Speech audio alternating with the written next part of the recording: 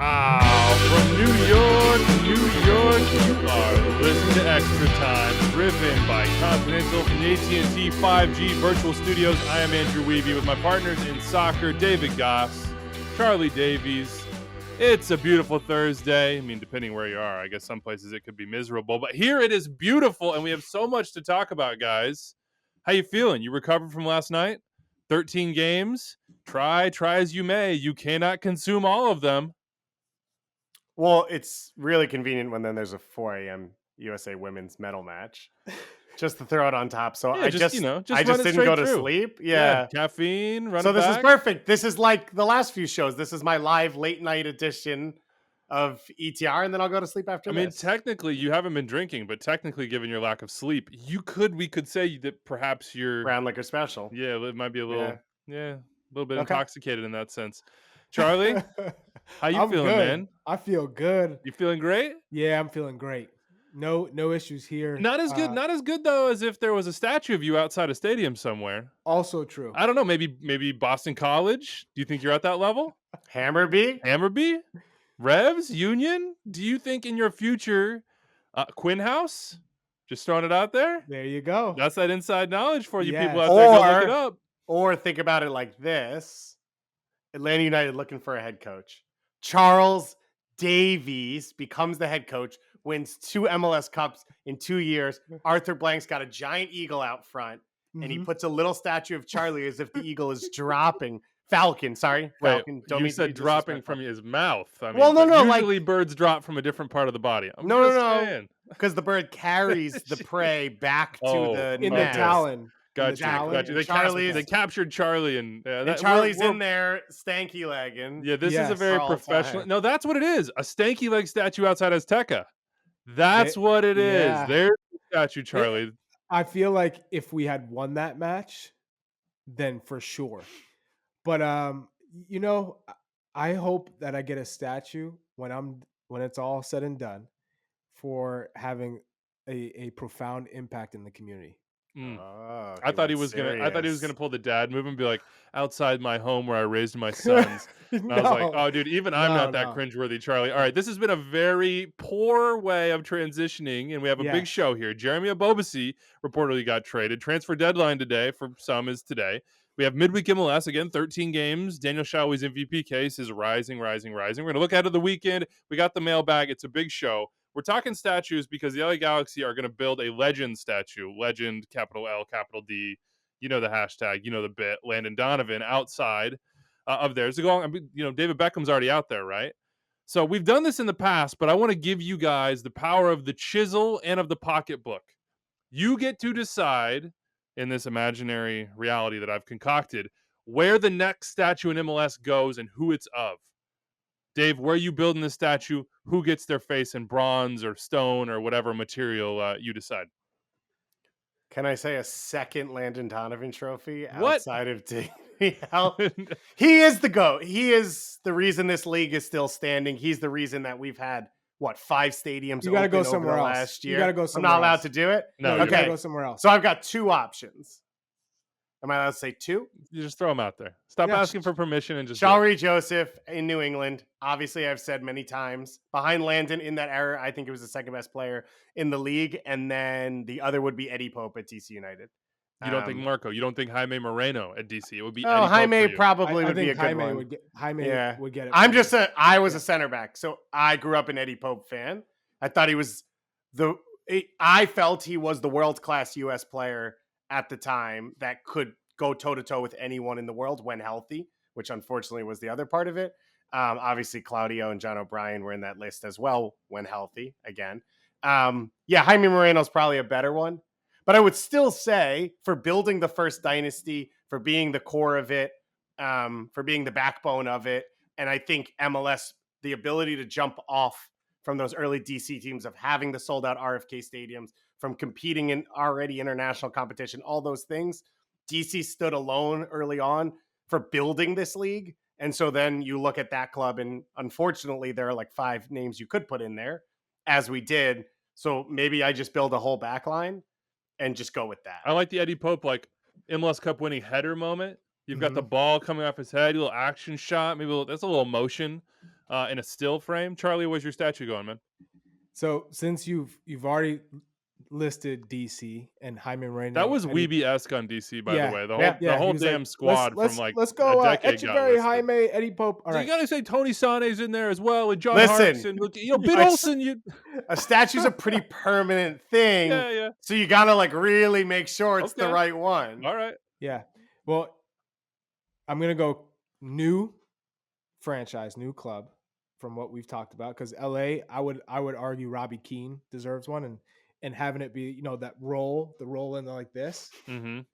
Iconic from Robbie Keane. I'm gonna go with Houston Dynamo, and I'm gonna throw D-Row. Nice. I like it. So I like that Is it one. the dance? Yeah, the Like D-Row, the the shuffle. Like the pop, lock, and drop. Yeah, when he's doing that. Mm-hmm. When he's doing that. I like that one. Then I would go RSL, and I'm gonna go with Ramondo or Beckerman. You could choose. It's like literally a coin flip. One of the two. Here's the one that I think has the best chance of actually getting built. I don't know. Maybe not, because maybe Peter Vermees would say, no, that's a little too egotistical. I don't want that. It's Peter. And maybe that has to wait until he's no longer the head coach or whatever it is. But he's built them into like one of the standard bearers of the league as a manager, and he won an MLS Cup as a player and was a captain of the team as a player in their formative years. One, though. That's not going to be the next one. I don't know. We'll see. Let us know what you think. 401-206-MLS. Next time at MLSsoccer.com. Let's get into it. I told you there's a ton coming up on the show. At MLSsoccer.com, Sam Jones has your Wednesday takeaways. Doyle, who is, I believe, back. Charlie's searching for him right now, actually. No, but Doyle had the got his best love and worst blinders Gold on for Cup SKC. takeaways. Gotta take them off for a second. He's been on the blinder tip a lot today with me. Go check out Instant Replay as well. That's at MLSsoccer.com too. Charlie Baum has Orlando City's latest. Hey, red card, Rudy Camacho? Yes or no? With the Wilfs. We're going to get there. Yes, it is. But go to Instant Replay. Check it exactly. out. We're trying to do the promo here. Spoilers. And then complete coverage of all the ridiculous transfer rumor mill stuff, trades, transfers going on today and throughout the week as well. All right, let's get to it. Do you think it's fair, just asking, that Atlanta's allowed to have 17 DPs? Because that's what the basis right now is in transfer rumors is, here are these 8 guys that Atlanta has bid $17 million on. And then when someone who's from the MLS world tells a reporter, oh, by the way, they already have 3 DPs, they're like, it's not that much money. It's just one player. Yeah. And like, no, sorry. Well, the flip side of that is rules. It is a lot of money when Braga's going to come out with the press release and be like, yo, we got that 17.8 million bid. And we said, hell no. Yeah. What is that? Ricardo Horta's like, nah, son, don't want to go to Atlanta. We'll get to that. Be patient. But first, big news this week throughout the league. The 2021 MLS All-Star game presented by Target. The MLS squad is out. 28 names on this one, 17 from the Western Conference, 11 from the Eastern Conference. You can go peruse the entire list at MLSsoccer.com or the MLS app. The average age of this squad is an encouraging 26.39. It's not an ancient squad by any means. Youngest player is Cade Cowell. He's 17. He's half the age of Nani, who is the oldest player at 34. We got 3 teenagers in the squad, 5 players eligible for the Young Player of the Year award, which is basically 22 and under throughout this season. 10 DPs in the squad, so 10 of 28, and 6 super draft picks and 5 homegrowns. 5 if you count Julian Araujo, 4 if you don't. Araujo signed 6 months early with the Galaxy. They waived his homegrown status to get him in early, so that's a debatable one. But by my research, even if it's 4 homegrowns, that is the most in league history.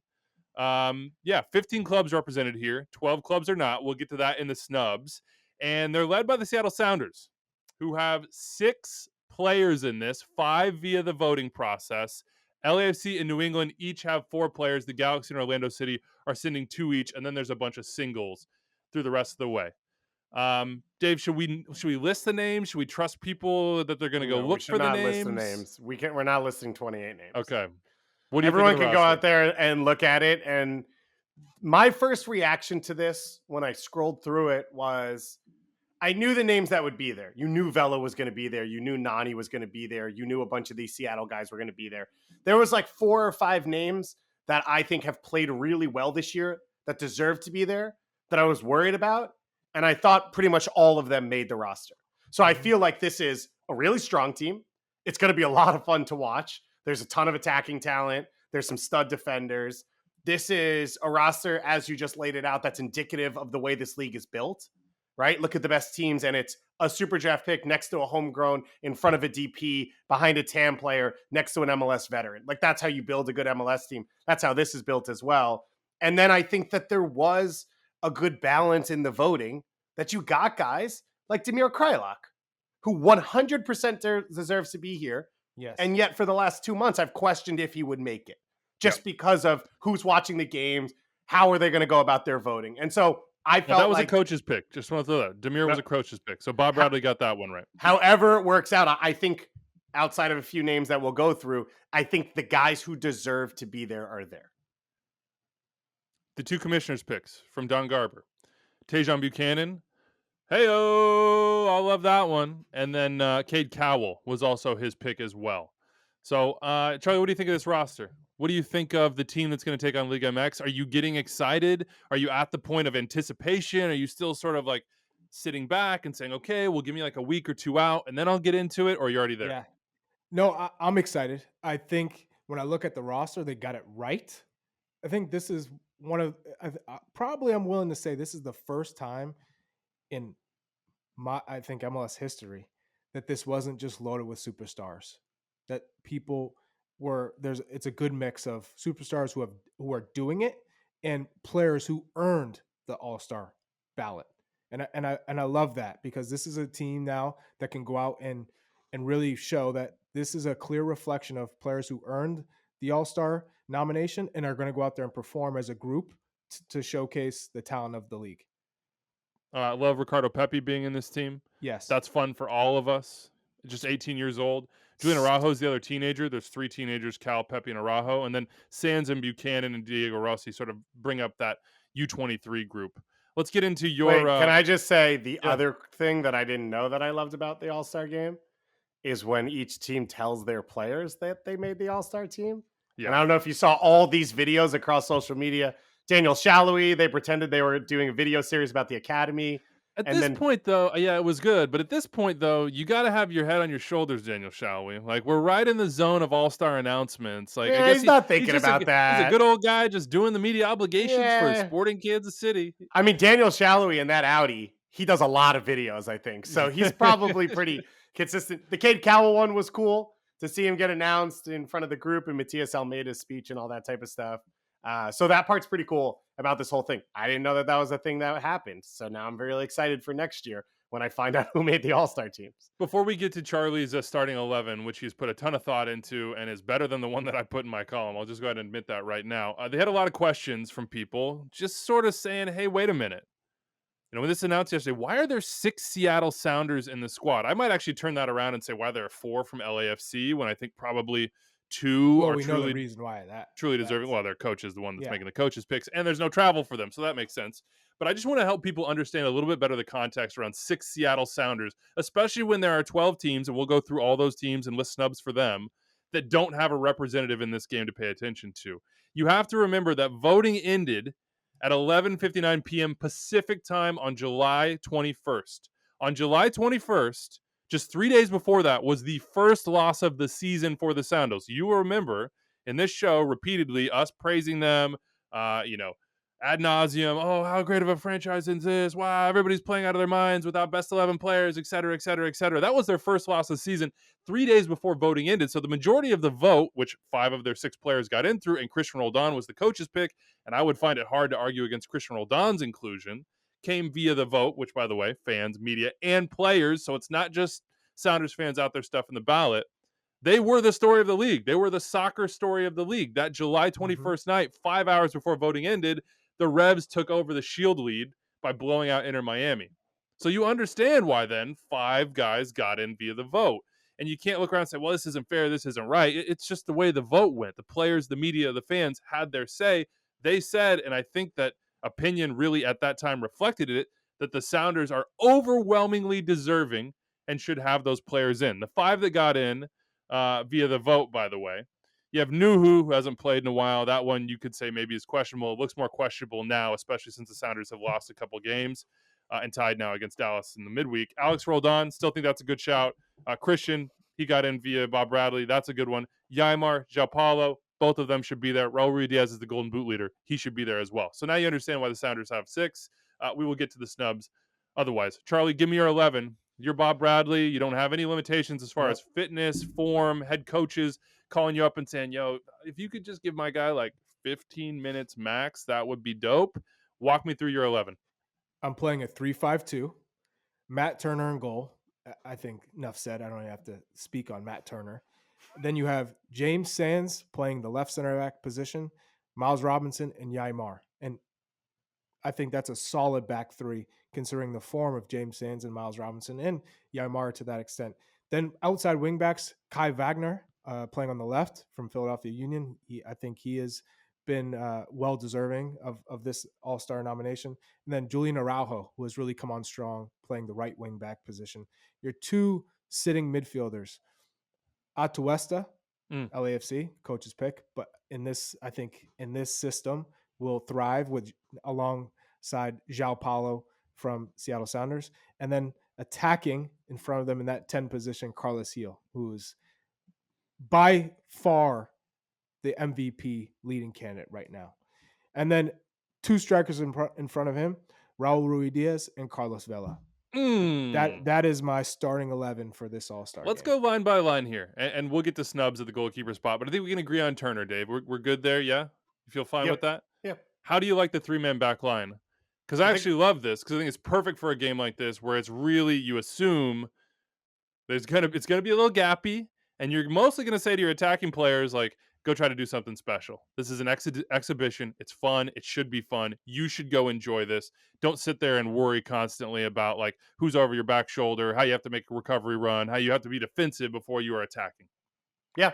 I would assume once you make subs, you'll have to swap out of it because we'll get to the midfield. They're the only two non-attacking midfielders in this entire team. But I like this group. I think Charlie nailed it with the three center backs that he picked. All of them have played in the back three most of the year as well. Comfortable in it. The only change maybe at wing back would be either Alex Roldan, who's been phenomenal, or Tejan.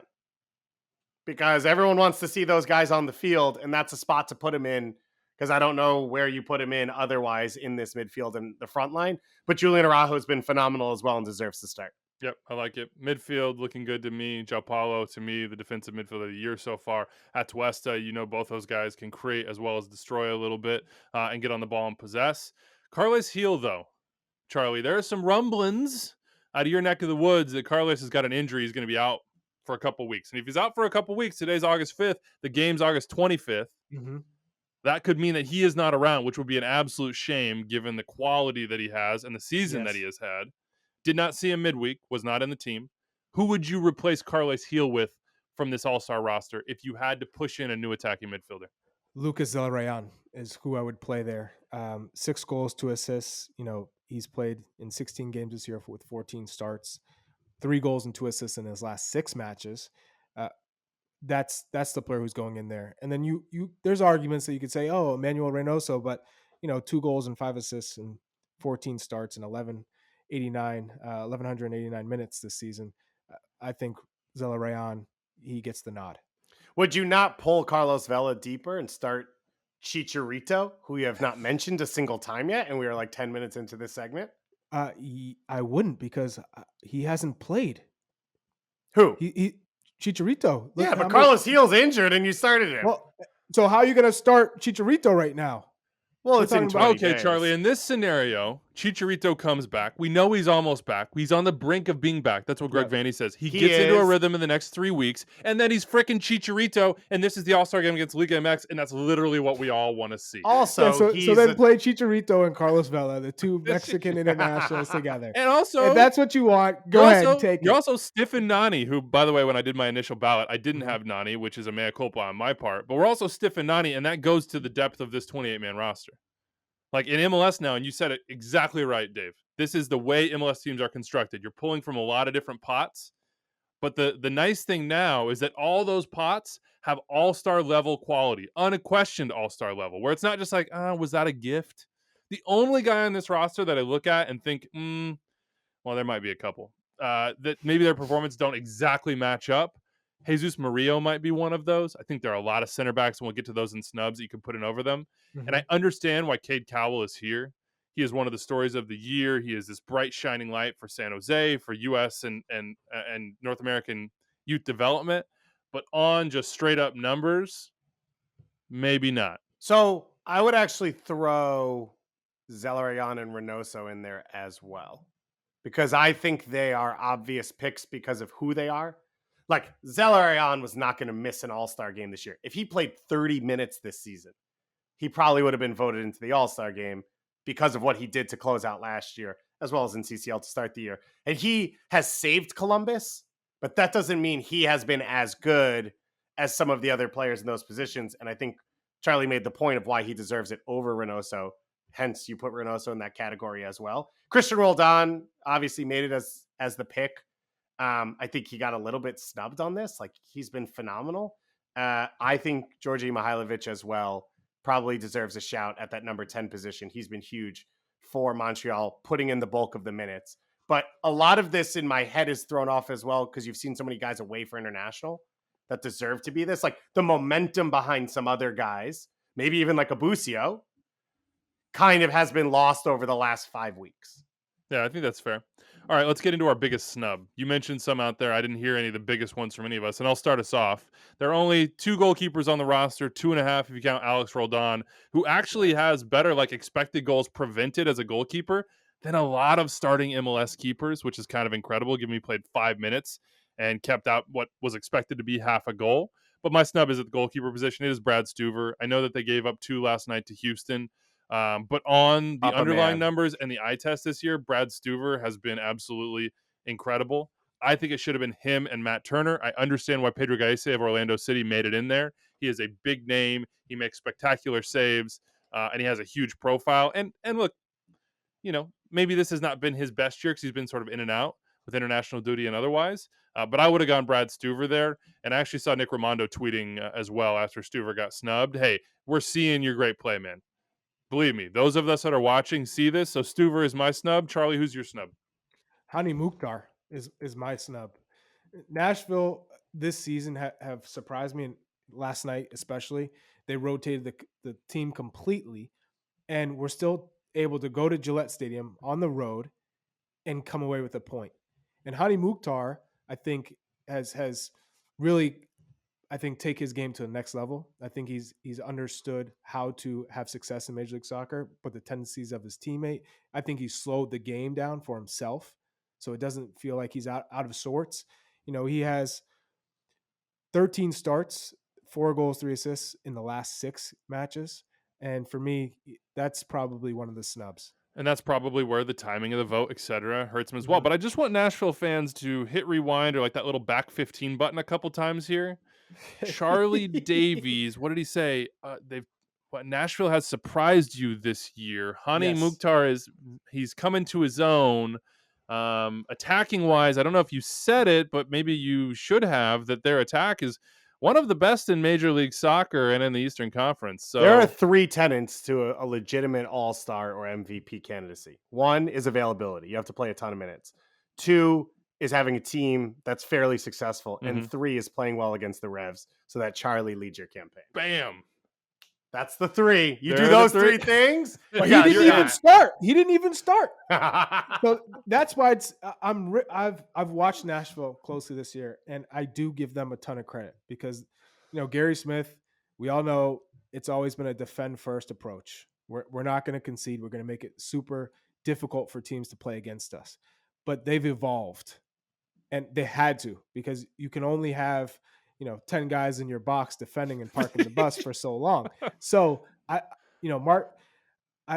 think Mike Jacobs, Gary Smith, they've been able to continue to develop this team. They get Ake Loba. I think he's still got to find his feet because he still doesn't look like he knows how to play yet with this group and how to get success in this league. But they are, with Randall Leal and Mukhtar kind of pulling the strings in the attack, and then Dax McCarty and Annabelle Godoy just in behind. It's a very strong midfield for Nashville. 10 guys in the box in 2020. 10 draws this year, so that's one of the little things that they got to figure out how to do better. But a draw in New England is a good result midweek. Who is your biggest snub, Dave? You threw out Georgie. I think it's a decent shout, though I wouldn't put him in there. Who's the big one for you? My other one would be Antonio Carlos. at center back. I think he's been the most important player for Orlando so far this season. I think he is naturally the best center back in MLS, although physically I might put Eddie Segura up there, but he's injured and won't be available for this. So I'd put Antonio Carlos. I think Orlando's an MLS Cup contender. He has been solid. He's played a ton of minutes. I have him right now as my defender of the year. And so I think he deserves a spot on this. That's where you see like Pedro Gallese gets in without deserving it. Maybe that affects the way you look at it in terms of someone trying to push Antonio Carlos in to sort of give credit to that Orlando backline. Walker Zimmerman, by the way, made this team from Nashville. Honey did not, obviously, but Walker did. He has been hurt from the Gold Cup. We know that. So keep an eye on some of these injury situations. You could see replacements coming in for these guys as well, and some of these snubs could get there real quick. Before we keep it moving and get to all this transfer craziness and the Jeremy Ebobisse trade, let's just, for fun, for issues and gigs, let's go through all 12 teams that didn't get an All-Star and just try to figure out who would it be. Who's the guy sitting there like, man, what the heck? I should be in LA, or like, I want that bonus, or whose fans are hitting us up on Twitter, which they definitely are. Austin FC, we got that covered. Brad Stuver, he's the one. Chicago Fire, Alvaro Madron. Is that the right? He's one of the best build-up players in Major League Soccer. Like whether it's the assist or the pass or two before the assist, he has been one of the most dangerous players in the league.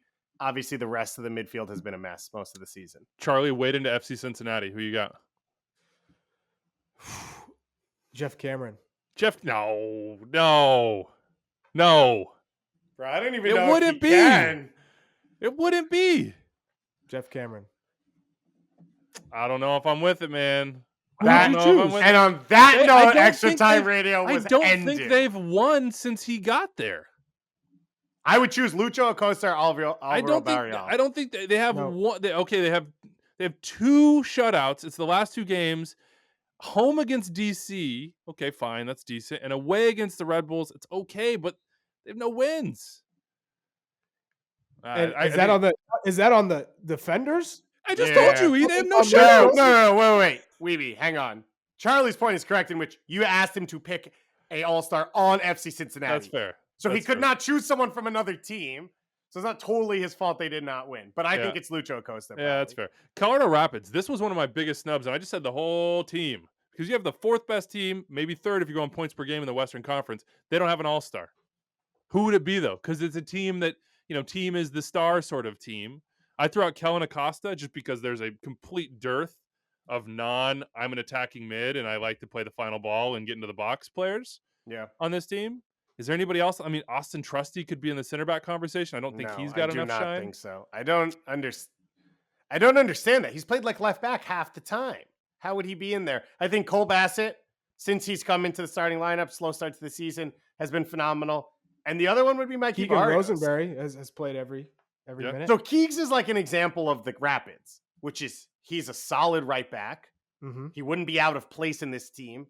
It's hard to make an argument that he is an all-star, and that is basically the Colorado Rapids. Keegan Rosenberry. It's the same thing of former MLS All-Star Keegan Rosenberry. It's like it's Cincinnati. not the same thing in Cincinnati. No, Cincinnati, no one deserves. Cincinnati is the garbage fire behind the mansion that the Rapids have built. Yeah, but I'm saying it. Not necessarily going to say everyone's an all-star. Like Kellen Acosta, he's one of the best midfielders, period, for the U.S. men's national team. So yes, he has the quality to be an all-star. But when you're looking at league play, I mean, is he a shoe-in for all-star? No, I agree. He's not. Yeah. I agree. No one is. Yeah. Rapids got to be happy though with their place in the league right now, and they do need some more shine, some more respect for that project. Yeah, DC United. Hernan Losada, I think, made a comment after not the last game, the previous game. I don't know which one it was, and was like, "I can't believe no one's watching us, no one's paying attention." So I'd love to know who he thinks the All-Star is. Which I'd be surprised if he picked one. I didn't see that, but that gambit on Hernan's part worked better than Caleb's gambit. Yeah, for sure. Worked a little bit better. We'll talk about them head to head. So for Gressel, maybe Andy Nahar. Yeah, those are the only two. So the issue for DC, besides the slow start to the year, is they've had so many injuries and so much roster turnover game to game that it's hard to pinpoint one person. And Jordi Reyna played well yesterday. That's great. Robertha played well a week ago. That's great. He didn't play yesterday. Jordi Reyna's not starting other games. Russell Canals is injured. Junior Moreno's been pretty consistent as well. So I think The only two that make sense is Gressel and Nahar. Nahar's been awesome. He's flexible. He's played Nahar's been 5 awesome. positions. So yeah, I would be fine with Ola that. Kamara could be a shot, but he's never going to get in over the rest of this forward group. Not but a his shot. productivity has actually been better than I thought it might be. It's starting to rise to the levels of old. Not quite there yet. But how about Inter Miami for you, Chuck? Robbie Robinson. Because his potential, he's shown something. This Inter Miami team if you show something on this Inter Miami team, that's more than nothing. It's hopeless. It's hopeless. Did you see this rundown, by the way? Yeah, that's on me. No, I think that was me. Oh, was it? Yeah. It says Russell Robinson, which is very fitting for this show because from New York, Nice. New York, Russell Robinson. But speaking of New York, you did skip the Houston Dynamo. I did because I wanted to go to Inter Miami. Who do you got, Houston? Matias Vera, who's one of the best D-mids in the league and completely overlooked. Tim Parker as well, for the way he's played, what he means to that team. At the center back position, he's behind a bunch of other guys, but he's had an all-star worthy season. They are, once again, one of those teams that's good in numbers. It's about the system rather than one single guy. Montreal, you hit Georgie, so I think we're good there. New York Red Bulls, I'm going to throw out Fabio. Caden Clark is in my U22 guys that could make it, which would be cool. John Tolkien would be in that group as well, though he's not an all-star, but he's had a nice start to his professional career at the first team level. But I think Fabio would be in there. Maybe not for the goal scoring yet, but for the overall forward play. Dude, how great would he be on this team where everyone else is a killer? Exactly. He's like, I don't even want to shoot. Like, I want to set you up to shoot. So that'd be nice. Portland Timbers. Who you got, Charlie? Eric Williamson. Easy. Easy E. All right. How about Toronto FC, Dave? Marky Delgado. He's played 5 positions. He's done it all at a high level. Him and Michael, the only two, have been around the roster the whole season. And I think he's pushing into that time where I think he's going to be around all-star teams the next 3-4 years. Interesting. If it was just, maybe old school all-star, you'd throw Jefferson Steldo on this immediately and just be like, for the swag, for the short shorts, for his ability to go 1v1 with anybody. Against it. That would be just so much fun. And we'll end here with Vancouver Whitecaps. Christian Dahome has the numbers, but we put our heads together. We said Eric Gutierrez at left back. That backline's been good. A really good shout. Godoy and Veselinovic have also been really good this year. So, hey, just a reminder, August 25th, 2021, MLS All-Star game presented by Target, MLS, Liga MX. Dave, you and I will be there. So we're going to do a live show, I believe, on the Monday of that week. Have a bunch of All-Stars stop by. So stay tuned for more details on that and follow the coverage at MLSsoccer.com and the MLS app. So what you're saying is we got picked for the All-Star game. Exactly. We're All-Stars. Of the 3 people on this show. Charlie, I know being a snub All-Stars. is tough for you. Yeah. Charlie's got national team snubbed. duty. I got snubbed. Exactly. This is incredible. Charlie, I think to respect you the way you deserve to be, there should be an Extra Time Radio statue of Charlie Davies outside the Velodrome or whatever we call our arena. Probably that time you said you needed to pee in the middle of the show and left. So we'll probably get you right here with like your finger in the air of being like, hey, can I use the bathroom? So that'll be your iconic moment. Also, Leagues Cup, if you like MLS Liga MX matchups, Leagues Cup starts in 5 days. I'm working on getting my tickets for next Tuesday here in Kansas City. But check that out. Make sure you follow the coverage. That's going to be really fun. I know Classic people Wiebe. Don't just purchase tickets. He's working on getting them. That was part of it. Purchasing is an option here. It's an option for me. Speaking of purchases, let's talk transfer deadline day. Let's talk the crazy, crazy world that is MLS ingoing and outgoing at this point. I saw a rumor the other day from Ives Galarcep that was DeJuan Jones with interest from multiple Bundesliga teams. And in my mind, I just said, is this MLS 4.0? We're now graduated to like the transfer crazy era where everything is open and selling and buying and chopping and changing and multi-million-dollar numbers are no longer a strange thing in this league, and they're not anymore if you're following. And if you listen to this show, you absolutely know that. Let's start with the biggest news, though. Interleague news, that is. Jeremy Ebobisse to San Jose, reportedly. Soccer Insider over at the Washington Post had it first, Steve Goff, and then we had confirmation and more details from the Athletics, Paul Tenorio. The number we have is $1.67 million in GAM. That'll be split over 2 years, going from the Quakes to the Portland Timbers. Portland are going to retain reportedly a 15% sell-on clause on Ebobisse after that initial $1.167 million. So if San Jose sold him for, let's say, 5, you minus the fee number, and then 15% of that would go back to the Timbers. Ebobisse also expected to sign a new contract with the Quakes, and that's a big part of this. It's just the cap flexibility. The Timbers just went out and signed a U22 winger. They can't keep Abobasi at the numbers that he wants and needs, so they moved him. Charlie, what's your first impressions of this deal, and who won the trade? Is there a winner? Well, San Jose needed to get something up top. They needed more support for Cade Cowell, so Cade Cowell can be on the wing and be one of those players who can provide service for a target striker like Jeremy Abobasi. I think it was never going to work in Portland. I think they never valued Jeremy Abobasi up top, so it made sense for Portland to deal him. And I think they got great value for Jeremy Abobasi. So in the end, I think Portland will win if they can use that to get someone who will make them stronger and better in the end because they're a better team.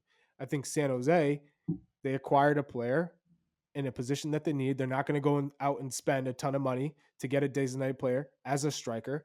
So I think when it's all said and done, Portland end up winning in this situation. I think it's a draw. I think everybody wins, and that's the nice thing about this deal. I think it's a 3-way win. Yeah, there's one loss. Who loses? The Portland Timbers refusing to play Jeremy Abobasi consistently at a position he's good at, and therefore getting rid of a young player, a young domestic player, at a time when their roster is aging and they're pretty heavy with international players. Like the question of how the Portland Timbers move forward, the answer was Jeremy Abobasi and Eric Williamson. That was your core that you could then continue to build. I mean, whether it's DP signings or whatever. Yeah. In Timbers' mind, is that your core? I don't think it is in their mind, which is why they dealt him. But then in a year and a half, when Diego Valeri retires and Diego Chara retires and Nia Skoda's back in your whatever it is, and Larius Mabiala does, you have to now turn over international players and hit on all of them to rebuild the roster. So I think the loss we're going to see is in a what? In their mind, he does not fit in their system. So Valeri and Mabiala, all those players, they're not strikers. So you still have to replace those players. No, I understand anyway, that. Even if but when you replace them, you now don't have a number 9 who doesn't take up an international spot and all these things. This is how you build a roster successfully long-term in MLS. But I shouldn't be saying that because the Timbers have built one of the most competitive teams for the last 8 years consistently. So I agree with you that it's a win for all. And when you look at it, San Jose has transferred one player in from outside this league on a permanent deal in the last 2 transfer windows. So this allocation money doesn't mean the same to them as it does to other clubs. And that's one of the things that skews the numbers because I feel like the trade happens, everyone goes 1.1 million. Is he worth 1.1 million? Look at Georgie, how much younger he was. Look at Walker Zimmerman or Darlington Nagbe, how much more established they were. But it doesn't come down to just the pure number. It comes down to what are the assets to the different teams. And for San Jose, that's money that they probably weren't going to use. So now they bring in Abobasi. He signs a deal, which means he's going to stay or they're going to get something for him when he leaves. And it fits for both parties. And by the way, I personally think that 1.67 million is a relative bargain for Jeremy Abobasi. He's going to a team, and Doyle had a nice thread on this morning on Twitter, that crosses the ball a lot. He's really good in the air. He's going to a team that will play him, as you said, Dave, in the position that I think he thinks, and rightfully so, and we all think, that he should be playing. He's not a winger. That is not where he will be his most productive. He will be his most productive as a number 9. And I don't want to play the Wando card, but that's a nice place to sort of get your opportunity to play 9 a ton and have somebody like that back behind you talking to you about that stuff and helping you integrate into the club. He gets more money if he signs this new deal and some security. That's a big win. And by the way, this is a big win for Chris Leach as well. He was sitting in the background behind Jesse Furinelli in San Jose. This is sort of, I'm putting my piece on the table move. Hey, I want this job. I think that I am the right man for this job. And if you look around the league, we just talked about the Rapids, and I always think the internal trade market is undervalued. They said, we're going to go get a sure thing. And they have been getting the opposite of sure things under Matias Almeida for a while now. Their signings have not been, let's just say, universally productive. I'll be kind in that way. But now you have Jeremy Abobasi with Espinoza, who's a better creator and a better crosser than he's a finisher. You have Cade Cowell on the other side, who can kind of maybe at times, especially in the break, push into more of it, almost like a 2-striker system with him, but can beat players 1v1 and get the ball into him in places where he can finish. And on the flip side, now the Timbers have the money that they need to build the project that they want, which increasingly is clearly around foreign signings. So I think for everybody, it's a win. I just can't wait to see what Jeremy Ebobisse does with an actual run in the middle of the formation, and the guy that they're trying to provide service to. When he's gotten that, he's scored a ton of goals in this league. When he's played on the wing, he hasn't scored as many. Right now, last 2 seasons, it's 11-8. I think Jeremy Mbobisi is a 15-goal scorer in this league in the right situation. I just hope that this is the right situation And for we've him. seen this story before for American attacking players. Like, this is kind of going to be the case. This was Giassi's situation, right? He played right back. Then he gets to Columbus, a place, maybe a market that fit him better to allow him to play in that spot. And he has a success. Ricardo Pepi starts underneath an international DP outside of him, wherever, until he finally gets his center forward position. And now we see him pouring in goals. So we can hope that that's what will be the story for Jeremy Ebobisse. TBD, let's run through the rest of these transfers. There are a ton of them. We'll hit the Rapids here. Cole Bassett rumors are abound. Let's see. I think he has some Dutch rumors surrounding him, and I want to say maybe Belgium or the Bundesliga. I don't know. At this point, it's all top 5 leagues are interested in an MLS young player. But the flag we saw was them trading for Mark Anthony Kaye. It was an asset that made sense, but it was also, there is another move in there. The idea was not to put those 4 in midfield together permanently. Someone is probably going out the other way to make it make sense. I don't know if it'll be this summer. That's one flag I would have for people. I think it's much more likely it'll happen in the winter. I think it will happen for Cole Bassett, but I would look to the winter, and I think for the rest of the year, you look at that midfield and say, wow, with the glut of games for the Rapids, not only are they 4th, 3rd in points per game, but they have the guys to maybe even rise and certainly to maintain. Sam Vines said goodbye, adios. It's official now. He is going to Royal Antwerp. And this is a little bit of like the Reggie Cannon move in a way, I think.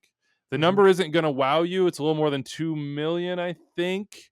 But it's the start for the Rapids. They needed to show that proof of concept. We have a young player. We developed him. We sold him. He goes and performs, moves on. And now the rest of these young players, and by the way, they have a ton of talented homegrowns, can do the same thing. They're bringing in a new left back from Brazil, reportedly. Which, by the way, is very necessary because they do not have depth at that position.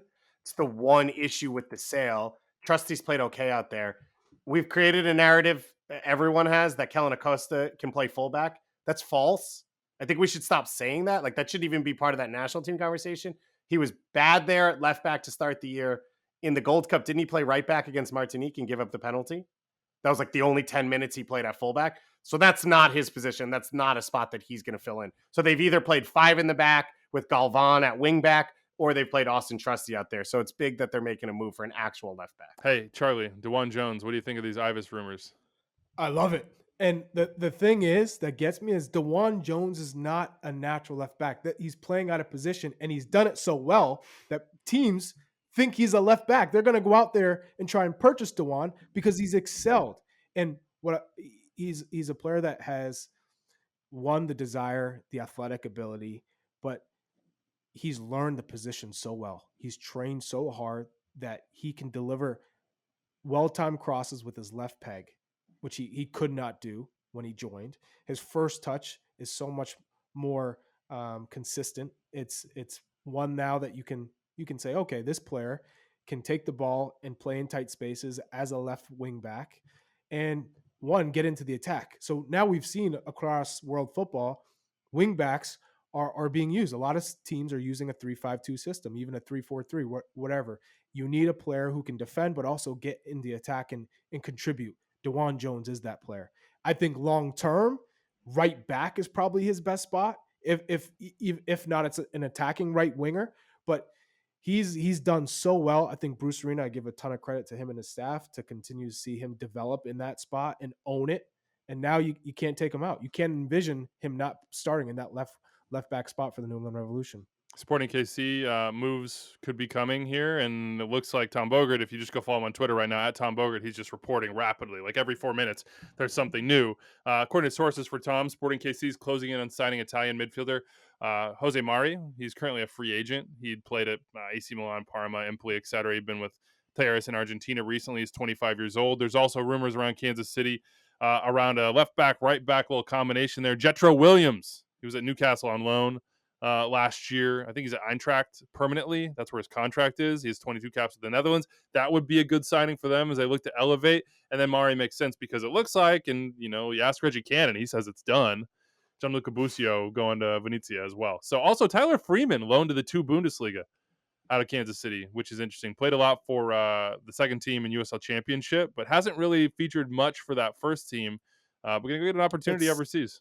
This is a conversation a lot of people in youth development are having of, so yeah, the USL connection works. We obviously have MLS 2 coming online, but there are some players who are probably ready to play in MLS, maybe don't get the minutes. How do you challenge them? And there's this idea that sometimes you need to just culturally challenge people. So the soccer will challenge him 100%, but we talk about Eric Palmer Brown. Eric Williamson is a big one with this. Went on loan to Portugal. It went terribly, but he talks about the learning experience of leaving the country, living in another culture, focusing on the game only, and that allowing him to develop.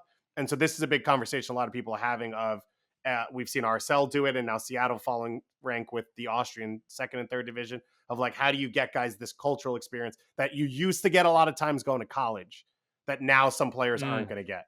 Gotcha. So more rumors here. We saw Jesus Bueno done for the Union.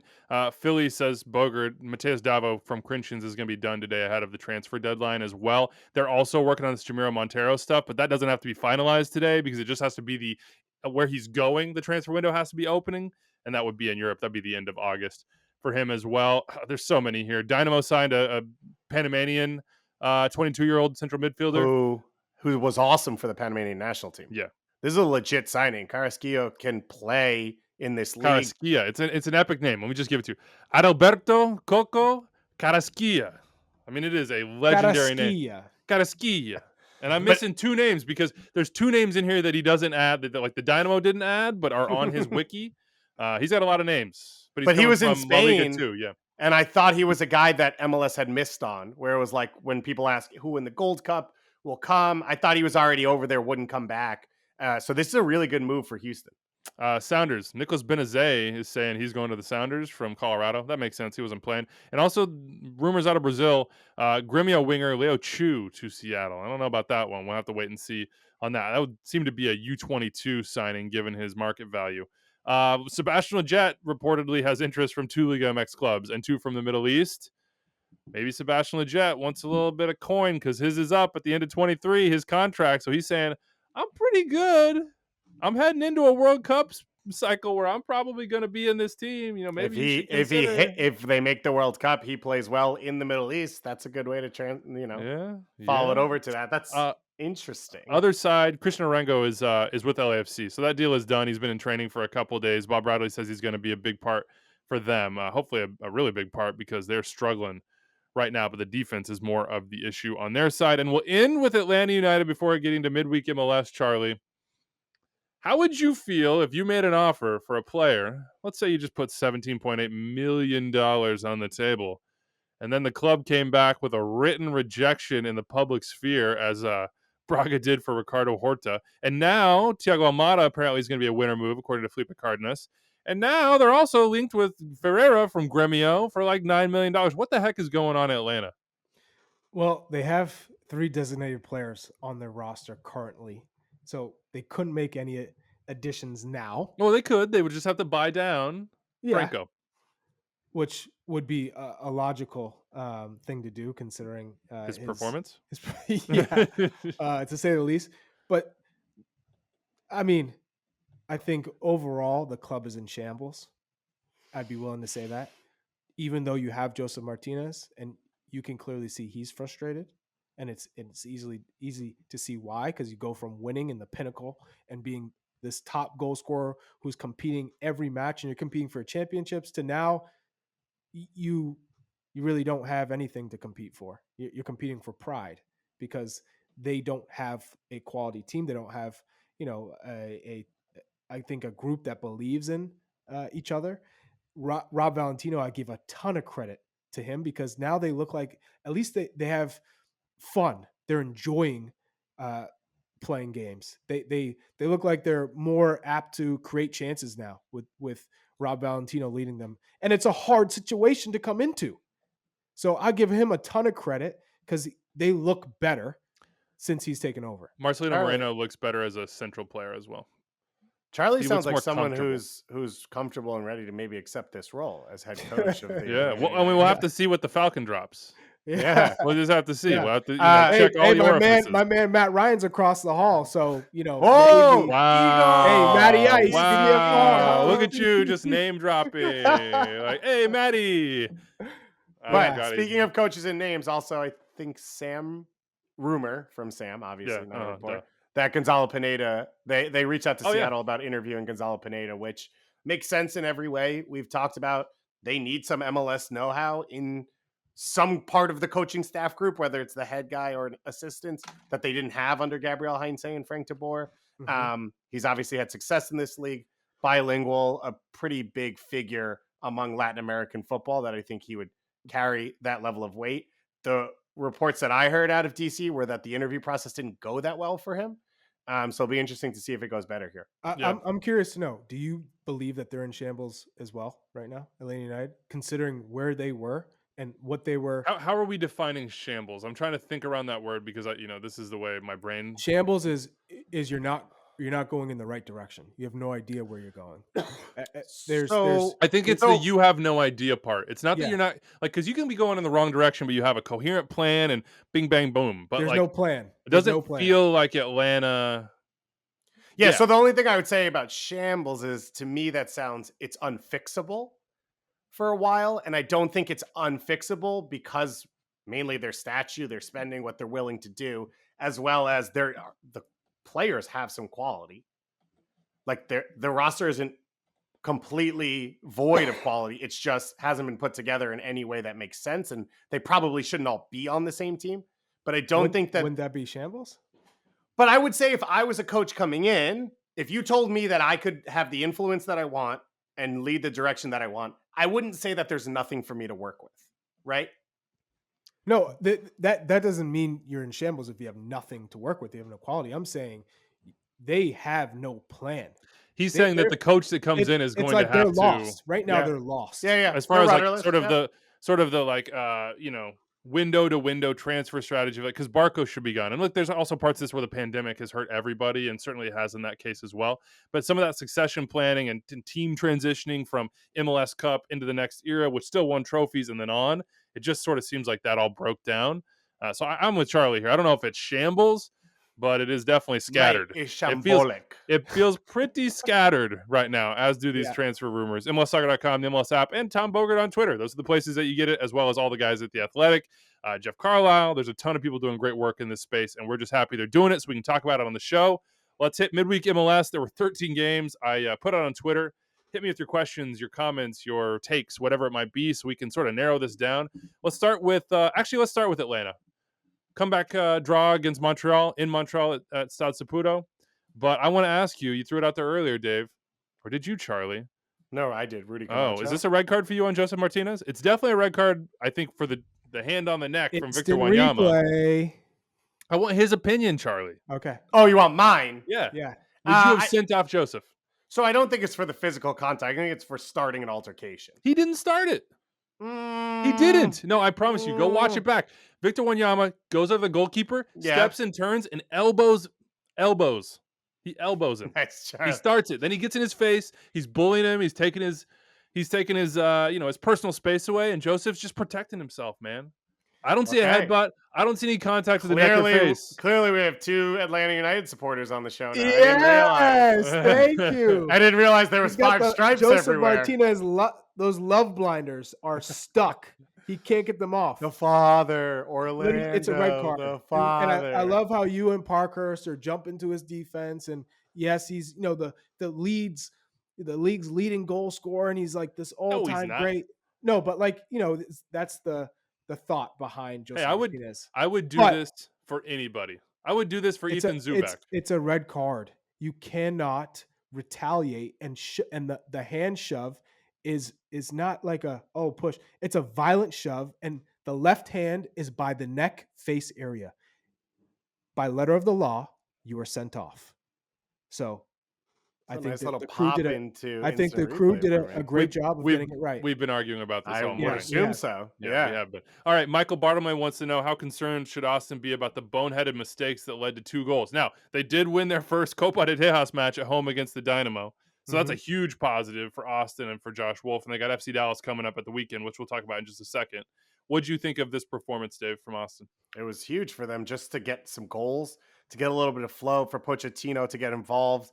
They dropped a midfielder behind him to make it 2-8, but you put Diego Fagundes out wide who can come inside and connect with you. I think Pochettino's a good player. I don't think he's a player who wants pure isolation. He wants to connect with players around him. So you bring Dominguez and Fagundes coming off those wings. You give him some help behind him. And this is obviously this is the best game we've seen him play. He starts to float in and find gaps behind the Houston backline. It helps when Darren Seren gets a red card 20 minutes in to play man up most of the time. But I wouldn't worry about these issues. Like we said it, Brad Stuver's been an all-star this season. He made one bonehead mistake. I think they sort of turned off once they were ahead. And you could sort of feel the energy in the building when Alex Ring came out. There was kind of a like, we won, we did it, we're finally scoring. Like you felt like it was over before it was. And then they kind of had to pay for that. But I wouldn't long-term worry about that issue for Austin. One thing I'm thinking about a lot right now with Austin, and maybe I'm just I'm pedantic in this way, but their press release on Driussi repeated over and over and over and over and over attacking midfielder. So we all assumed he's going to be the 9. De Jette's not in there yet. So that's something to watch, man. I don't think that's actually as big an issue because of what I was just saying, which is I actually think Pochettino needs someone closer to him to be good.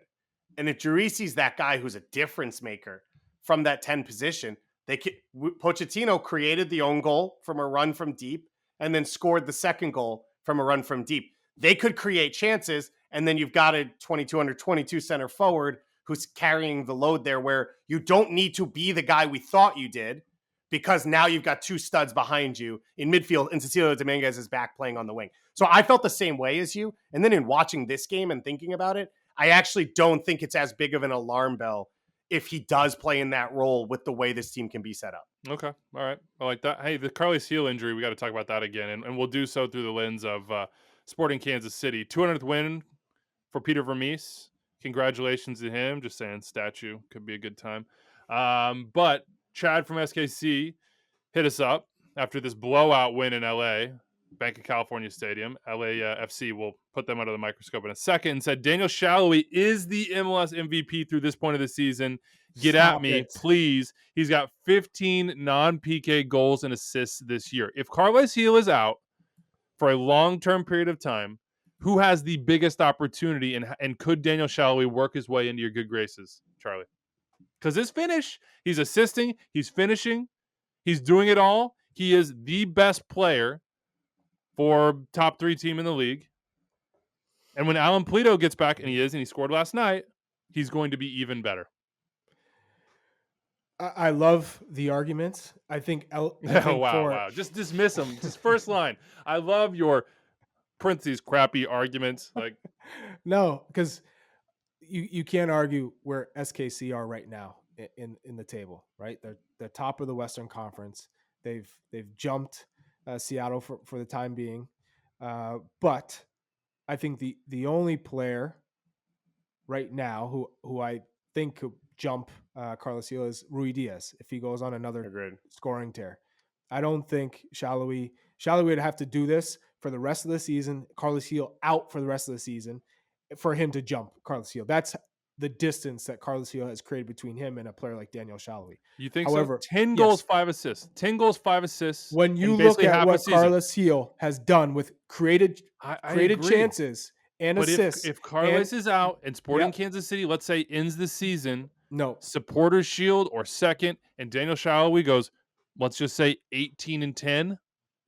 So he's going to double what he's done. You're saying what Charlie just said. Charlie just said if he continues what he's doing, production has to continue. Yes. That's exactly what I just said. If he does that, which I don't think he's going to do, but if he does that, then yes, you can hand him the MVP trophy. But I don't think he's going to do that. And they have to win Supporters Shield probably. Yes. What I do think that could happen is that Rui Diaz goes on a scoring tear, absolute scoring tear, especially when you look at, factor in that Seattle seems like they've gone into that midseason rut right now. And then come playoff time, they get going again. And we all know Nico Ladero is back into the fold, just getting some minutes. When he's back on the pitch and you have that connection reestablished, that's who I think could take the MVP trophy. And Roldan back. Well, Don Right. hasn't been there in a month and a half. So I agree with Charlie. I think Rui Diaz is the one with the most to gain right now in terms of the ability to make up ground on Carlos Heel if he's able to perform that way. The other thing with Shallowy is Pulido's back. Russell's going to rotate into those spots. He's probably not going to play as many minutes going forward. And if Pulido plays well, it's harder to say, well, Shallowy I is don't the know, lone man. reason. You can't take him off the field. It's going to be Shallowy, Polito, and Well, you Russell on the have right. to at some point to like keep him healthy. Yeah, but we are I playing it's like only midweek in to that weekends. it's only in just to maintain every once in a while. I don't know. I think he's got a chance, but you know where I stand on Daniel Shalhoub. How about this? Eddie Segura torn ACL. That is a huge, massive, no good thing for LAFC, and it kind of came out of nowhere. It was a non-contact injury, I think I saw that Bob said, and that's devastating for them. And you saw it in this match against Kansas City, a 4-1 loss at Bank of California. I believe that's the first time anybody has ever put 4 on LAFC at home. The back line in this match, Atrocious. I'm looking for a center back. Absolutely Tristan atrocious. Also a right back, but Yeah, but Diego he's a center Palacios, back. Farfan, Kim Moon-Wan, Raheem Edwards, if you're going that full back 5, but of course those are wing backs as well. And they give up a ton of goals, probably predictably in this case. Well, it sounds like we had some Jesus- questions here. Pete Pierce, what is happening with LAFC? Is the 5-back system finally coming to an end? Josh Weber, let's talk about how playing 5 outside backs across the back 5 won't work for LAFC. What do we see in this game from them? Well, Jesus Murillo's also injured. Yeah. They're saying it's a hamstring. It's not a big deal, but when Eddie Segura is out for the year, it becomes a massive deal because now you have genuinely no top level center backs. So I don't think playing 4 in the back would have helped. Like playing Marco Farfan as a pure center back, I don't think would have made that better for this LAFC team. And this to me was the core of the group that, okay, Vela can come and go. Rodriguez hasn't played as well. Obviously they're bringing in Arango, so the attack should get better. But the core to me was Atuesta, Segura, and Murillo. That you had that would keep you in every game, and that's now gone. So I think the floor for LAFC has dropped, and we could be talking about a team that potentially might not make the playoffs. Ooh. Yeah. I mean, you have Carlos Vela on your side. So if he does get hot and goes on a tear and he's in form, you're fine. Diego Rossi and Brian Rodriguez, and you have a front 3 and you win games like 4-3, 3-2, 5-4, you're going to have to, because that back line is in shambles. In shambles. Truly absolutely shambolic. and shambolic. Because there's not one player on that back line that you'd say, oh, lockdown defender. Not one. So I think in this instance, you better hope to go out and get someone. I know the time, you don't have much time, but I feel that's the only way that you can really have a shot at competing for a trophy is if you go out and get a defender. Right now, LAFC 5th in the Western Conference. So on points per game, they're 6th, but they're hovering right around that sort of jump zone. And Portland are looking up, saying we can get there. Dallas are starting to get a little bit hotter. Let's talk Eastern Conference. I asked, DC sitting there being like, Charlie, you think there's center backs available, bro? We've got like 9, and we still. Well, speaking of DC, Crew fans don't want us to talk about them. Morgan Hughes says, please don't talk about us. I'm depressed enough right now. Tifo Sweat fame, Morgan Hughes. And DC fans want us to talk about DC. 4-2 winners in Columbus. Will Topping, is it time to give Hernan and DC some shine for being in the playoff spots at the midpoint with this injury-stricken roster? That was your point, Dave. DCU soccer. DC's in the playoff spots, has a great recent form, so I fully expect no one to talk about them at all still. And Adam Taylor says, hey, DC just pants the defending champs, are unbeaten in 4, and back into the playoff places despite injury, suspension call-ups. Ola's making a goal contribution every hour. They keep improving, and Flores, Canals, and Areola are back or close to it. This is a team to watch. So this is our opportunity to give DC some real shine. I also think we get Hernan Losada on the show soon if you guys want to do that. I would be down to get him back. That was a great conversation we had in preseason. So shine up. Tell me what you like. This was the team I was hoping they'd be. And it hasn't gone the way that I expected because of those injuries, because of all the issues they've had. And yet Hernan Losada has been able to bring in his revolution, how the game will be played. And so over the first half of the season, he's instilled his principles of play into this group. And now he's getting the talent that he thought he would line up with that into this side. And Paul Arriola is going to fit perfectly back in to what he wants to do. I think you saw more confidence from Flores before he got injured, that he could be ready to go. And Canals, I think, is the best ball winner in the group when he gets back there. But it's a team that's able to play vertical. They're able to play aggressive. They play with high energy. And I think the coaching move of the year across the entire league has been Andy Nahar at that right center back position in that back three. He has been phenomenal. He's been a game changer going forward. I think maybe one goal they conceded, I think, was a Gaston Jimenez header because Nahar just wasn't big enough to challenge on that play. Outside of that, he was good to go. He's been good to go in that spot. And so I just look at this and I've been really impressed. I think I had them 4th or 5th coming into the year in the Eastern Conference. And when you guys did that and said that, I thought that was Ambitious? yes, and maybe like rose-colored glasses a little bit. And now it's seeming like, especially after the initial start of the season when everybody was injured, they couldn't feel the squad. The conversation was about whether you're going to eat chicken or salmon for dinner. Like the narrative is completely flipped for DC. This is why they did those things. So they go out and attack teams and be relentless and do it throughout the entire roster and be this like cohesive, it's like a pack. It's like a pack of wolves, man. They're just hunting people down. They don't get tired. Yeah, I think they'll finish 6th or 7th at the end of the season in one of those 2 spots. But this is the MO for Hernan Losada. This is what he did in Belgium as well. So I think we should get him on the show. I'm going to talk to DC. We'll try to bring him over. Also, by the way, just a random one. We're going to try to have Cade Cowell next week too. So might be an interview-heavy show next Thursday. TBD on that one. And another one. Deuce. Oh, you want to say it? Yeah. We're going to get Deuce on We're here. doing it. Clint Dempsey Finally. coming on extra time. Yep. Setting a date. So that's a good tease. Yeah. That gets me jacked up. Big It stuff. should. Before we go on to quickly MLS Live ESPN Plus Game of the Week, because all of them are on MLS Live this weekend, so I hope you have a subscription. I just want to shout out to Dallas getting a draw in Seattle. That's pretty good, and they won at Kansas City. So on the road for them, they had 0 points entering this week. They got 4 in a week, so that's I think pretty they got important. 7 points total as well over the course of the week Yeah. for a team that was looking up in the standings. Yep. So that's pretty Nkosi exciting. Tafari, I want to give him a shout out. Immaculate vibes from Nkosi, and he has been a huge part of this surge for them, and looks like he'll be there for a while now. We had some questions about the Orlando City fans having any reason to panic. The fan base seems split. I don't know why you would panic. You got a ton of injuries right now. In Poppy, we trust. And, oh, by the way, the Wilfs are saying all the right things as they come in. Go read the coverage, whether it be, their place in the market, like, the transfer market, whether it be how they want to invest in the club. And already the rumors are like $8-10 million players, which would be a record for Orlando City in the transfer market, or the way that they view their place in the community. I think that's going to end up being a really, really good group to have in MLS, and I'm super happy about that. Real quick, MLS Live on ESPN Plus Game of the Week, then we'll get to the mailbag and get on out of here. I will start us off. Colorado, Kansas City.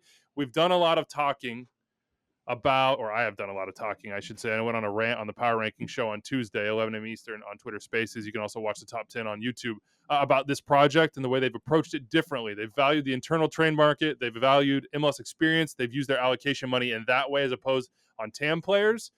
This is a huge test for them to host Kansas City and now a full-strength Kansas City. So that's my ESPN Plus Game of the Week, Colorado, Kansas City. What about you, Dave? Copa Tejas keeps rolling on. For Austin, they've waited for this for 3 years, and then you get the first 2 games in the first week. Houston the win, and now they face off against FC Dallas. Coming into the year, we thought this would be these are the 2 interesting teams, and Houston kind of by the wayside, and Houston has made that absolutely a null conversation they've pushed in there. But I'm really excited to watch this matchup. Can Dallas continue to roll? Can that attacking 4 with all the young pieces? Jesus Ferreira, probably the toughest game he's had of the last week in Seattle, but started to grow into it as the game went along. Paxton's playing with confidence. Ricardo Pepe's been awesome, and Cerrillo slotted in at central midfield as well, really comfortably. Matt Hedges has appeared now twice off the bench over the last week, which is music to the ears of FC Dallas fans. So Dallas starting to turn the corner. Austin finally gets some goal scoring. So I think they're kind of meeting at a pretty good high point for this first ever matchup. Charlie, give me yours. We'll hit the mailbag. I went around. You guys pushed me. He couldn't decide. But I did. Because he's going to watch every game. New England Revolution at home. Stop! Union. I had to. It's the first place team in the league versus third in the Union. East. Yeah.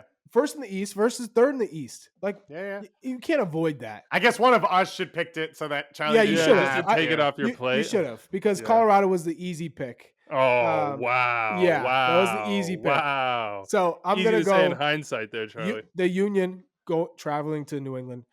They're coming off a 3-0 win against TFC, and we haven't really seen this Union team tested with Andre Blake in goal and Jose Martinez and everyone healthy. Gazdag, Santos, Well, Shabilko. they just haven't been themselves for like a month and a half. They haven't. So But now they were against Toronto, and Jim Curtin came out and said, he's like, this is who we are, actually, Exactly. and you just haven't seen it. So now you're going against New England minus Carlos Heel, but they're coming off a 0-0 draw with Nashville. Nashville just defended. This Philly team does not just defend. They're going to attack. So I feel like this is going to be a wide open game, and we're going to get a good sense to see how good this Union team is and what does the Revolution look like without Carlos Heel. So I think it's going to be an entertaining game, a must watch. And it's not because I'm calling the game. I was about to say, who would be here if we watched that game? It's not. It's, you know what? It's a little bit of a roulette for me every time I turn on a Revs game on MLS Live. I'm like, give me the Revs broadcast. Give me the Revs broadcast. Give me the Revs broadcast. Don't always get it, but I'm happy when I do. When you do, you get the read about ticket sales. From my man Charlie. Oh, Charlie does it. Charlie does it promotional. Get read. Revs. Call. You don't want to miss this squad. You got to see this unbelievable play in person. Season memberships right now. Oh boy, that's good stuff. Let's get the mailbag. Of course, some more news running in. Dejan Jovelic is confirmed for LA Galaxy's U22 signing. Nico Moreno over at Sounder at Heart and Football MLS is reporting that the Leo Chu thing for the Sounders is close to being finalized. It's a lot is happening right now live as we with the 22 under 22. Now it feels like it's long-term thinking, right? Like this isn't Seattle saying, how do we win MLS Cup this year? This is a good asset. We can bring him in now, probably on a good deal. And then you figure out talent later. It has always worked for Seattle to operate that way. Now they just have more options to do it.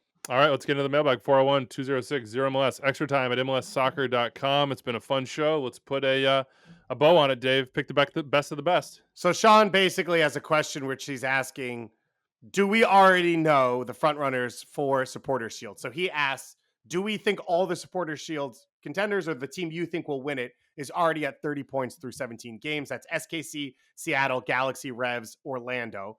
Colorado and NYCFC. Orlando's 29. Orlando's 29. Not quite in that group. He put them in there. He said Colorado and NYCFC could get there because they have one game in hand sitting on 27.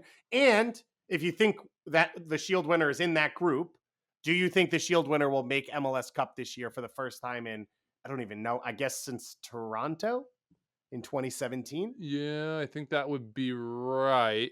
Let's try to narrow it down to, how many teams do we want to narrow it down to? 3 or 5? No, you just pick one. We have to pick one? Well, I think he's asking, is the one in that group already? I think so. I don't think anybody's going to be able to jump that, in my opinion. Like, let's see. New York City has a case, especially if they hold on to all these assets and those attacking pieces grow and Ibarra gets back. They've got such great home form, but you got to look to a team with both. I mean, I think New England in the East, to me, everybody else in the East probably doesn't have a shot at it. So to me, New England in the East, and then it's Kansas City and Seattle in the West. And honestly, I expect it to come from those 3 teams.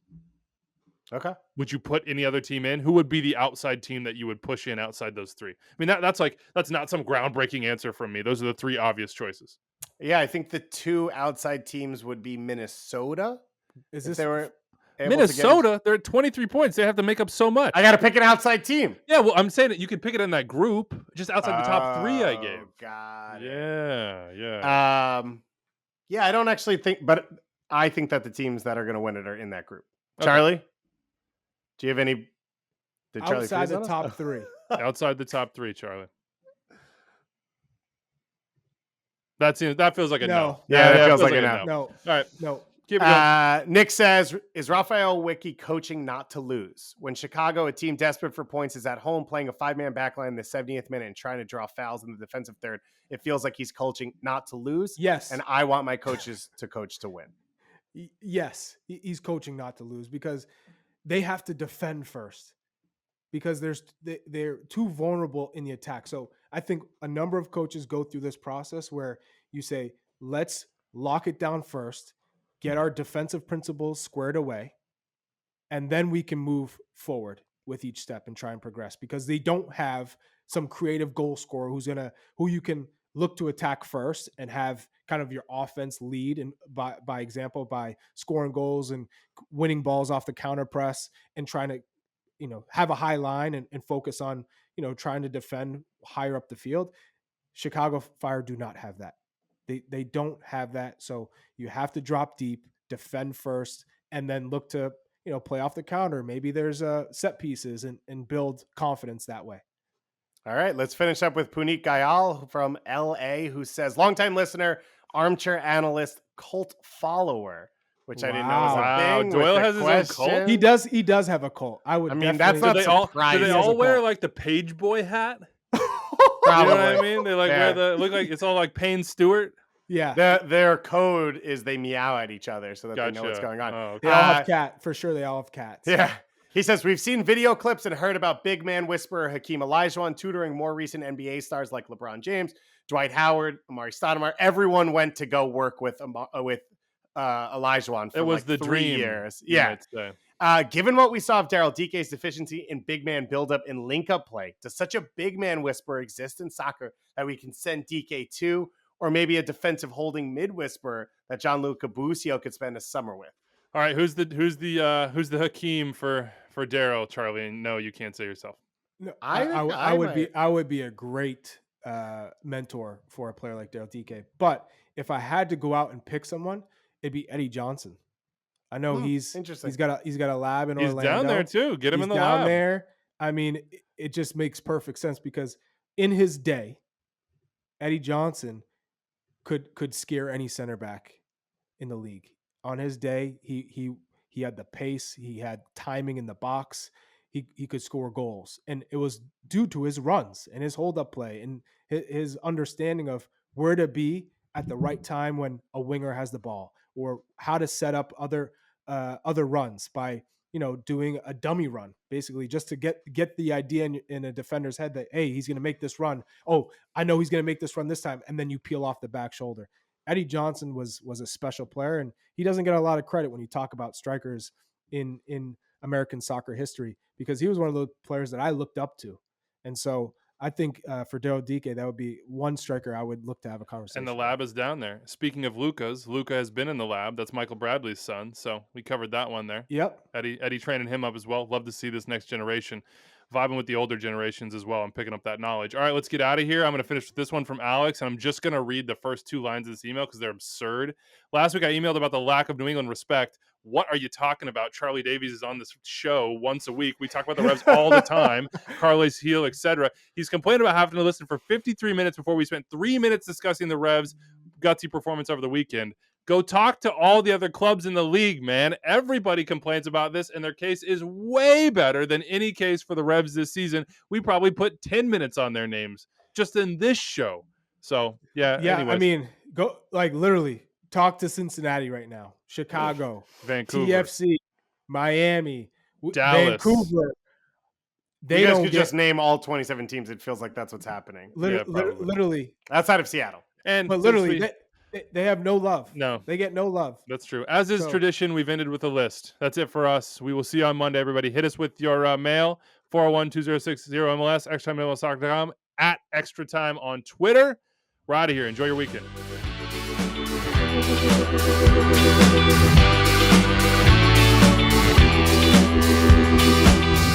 Did you enjoy that? Was that right up your alley? Well, go subscribe to Extra Time wherever you listen to podcasts. You can also check the full shows on the MLS YouTube channel right over here, and you could subscribe to the MLS channel right here. Thanks for listening and watching, everybody.